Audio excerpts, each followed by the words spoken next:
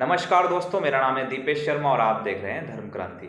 और आज इस वीडियो में हम बात करने वाले हैं गीता के 7वें अध्याय के बारे में, जिसका नाम है ज्ञान विज्ञान योग।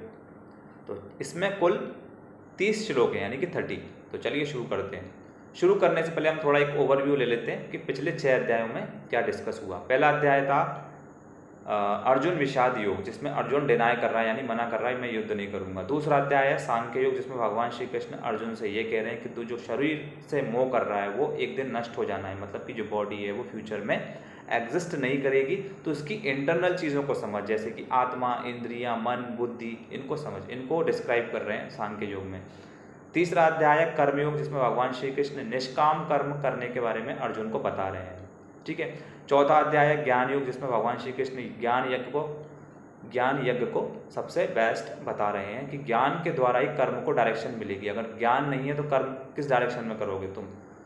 पांचवा अध्याय बताया भगवान श्री कृष्ण ने कि कर्म संन्यास योग क्या है, मतलब कि एक कर्म योगी और कर्म संन्यास योगी। कर्म योगी मतलब हम जैसे नॉर्मल लोग जो सोशल लाइफ में अपने एक फैमिली के साथ सर्वाइव करते हैं, और कर्म सन्यासी वो जो सिद्धियों को प्राप्त करने के लिए सिद्धियां करता है। तो दोनों के रास्ते अलग अलग है, दोनों कर्म अलग अलग हैं, तो दोनों कैसे ही परमात्मा की प्राप्ति कर सकते हैं ये बताया है।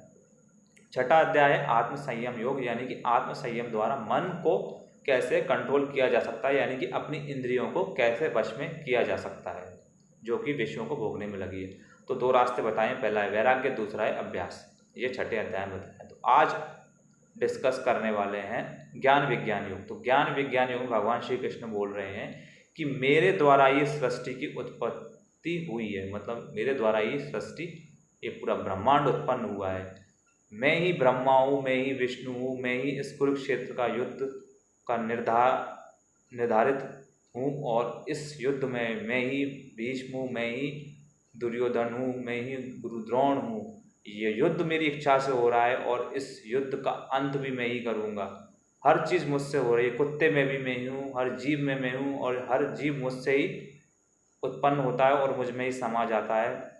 और ना ही तो मैं पुरुष हूँ, ना ही मैं मादा हूँ, और मैं सब कुछ हूँ। मैं ज्ञानियों का ज्ञान हूँ, मैं तेजस्वी का तेज हूँ, मैं ही पृथ्वी, मैं ही आकाश, मैं ही जल, मैं ही वायु हूँ, मैं पूरा ब्रह्मांड हूँ, और मैं कुछ भी नहीं हूँ। तो ये सब बता रहे हैं भगवान श्री कृष्ण कि मेरे द्वारा ही सब कुछ उत्पन्न हुआ है।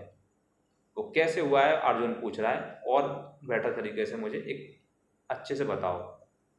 तो भगवान श्री कृष्ण एक वृक्ष का एग्जाम्पल दे रहे हैं, कह रहे हैं कि इस वृक्ष को समझो कि ये वृक्ष जो है वो पूरी सृष्टि है, और इस वृक्ष की जड़ें जो हैं वो मुझसे उत्पन्न हुई हैं, और जो वृक्ष की जो बॉडी है, जो तान उसकी जो शाखाएं हैं, जो बॉडी जो है वो ब्रह्मा है, और उसके जो पत्ते हैं वो वेद है, और उसके जो अनेकों रस सुगंध है वो एक प्रकृति है।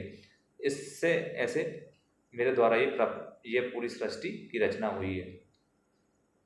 तो अब अर्जुन कह रहा है कि अगर आपके द्वारा ये, आप बोल रहे हो कि पत्ते वेद हैं और सब छाया आपके द्वारा ही पड़ रही है इन सब चीज़ों की, तो फिर मनुष्य की प्रवृत्ति क्यों नहीं बदल रही। तो भगवान श्री कृष्ण वही बोल रहे हैं कि यही प्रवृत्ति 3 गुणों से भी रजी हुई है, सजी हुई है। वो है तमस, रजस और सत्वगुण। ये 3 गुण मनुष्य के अंदर है। जो रजोगुण वाला व्यक्ति है वो देवताओं की पूजा करता है, तमोगुणी वाला भूतों की पूजा करता है। तो इस प्रकार वो डायरेक्टली मुझे ही पूज रहा है, वो मुझे ही प्राप्त होता है आखिरी में, कि क्योंकि पूरे कण में मैं हूँ, सब चीज़ मुझसे निकली। अगर किसी को पूजेगा तो इनडायरेक्टली भी मुझे ही पूजेगा, ये बता रहे हैं भगवान श्री कृष्ण।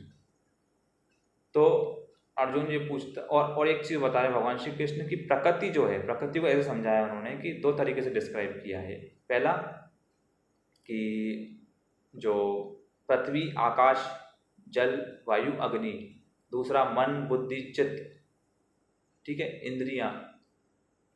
ये सब 2 डायरेक्शन बताया, मतलब एक तरफ क्या बताया पृथ्वी, आकाश, जल, वायु, और दूसरी तरफ क्या बताया ये सब मन, बुद्धि, चित्त और अहंकार। ये सब कि इन दोनों की, ये दोनों ही प्रकृति में है, मतलब एक प्रकृति के अंदर एग्जिस्ट करती है। इन दोनों की प्रकृति के द्वारा ही मनुष्य की उत्पत्ति होती है।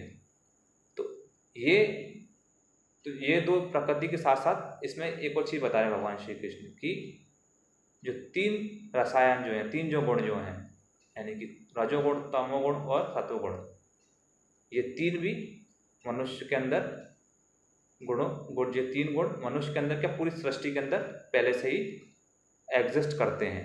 ये तीन गुण बेसिकली एक एटम है, मतलब जैसे कि हम पढ़ते हैं साइंस में बिग बैंग, तो बिग बैंग जब हुआ तो कई सारे एटम निकले, तो ये तीनों चीज़ जो हैं वो एक तरीके से बेसिकली साइंटिफिकली समझें तो वो ये हैं कि इलेक्ट्रॉन, प्रोटॉन और न्यूट्रॉन, यानी कि इलेक्ट्रॉन मतलब तमस, प्रोटॉन मतलब यानी कि रजस, और न्यूट्रॉन मतलब कि सत्वगुण, और ये तीनों गुण से मिलकर बनाए, इलेक्ट्रॉन, न्यूट्रॉन, प्रोटॉन से मिलकर बनाए क्या, एटम। ठीक है, और न्यूट्रॉन और प्रोटॉन बनाते हैं न्यूक्लियस। तो पूरे ब्रह्मांड में एटम है। ठीक है, तो ऐसा भगवान श्री कृष्ण ने ज्ञान विज्ञान योग समझाया अर्जुन को, ये सब डिस्क्राइब किया है इसमें। तो ये था ज्ञान विज्ञान योग 7वां अध्याय, और अब हम मिलेंगे 8वें अध्याय में। तो तब तक के लिए आपसे हम आवेदन चाहेंगे कि हम ये वीडियो कंप्लीट करें यहाँ पे। आपका बहुत बहुत धन्यवाद कि आपने ये वीडियो सुनी। तो सभी को जय श्री कृष्ण।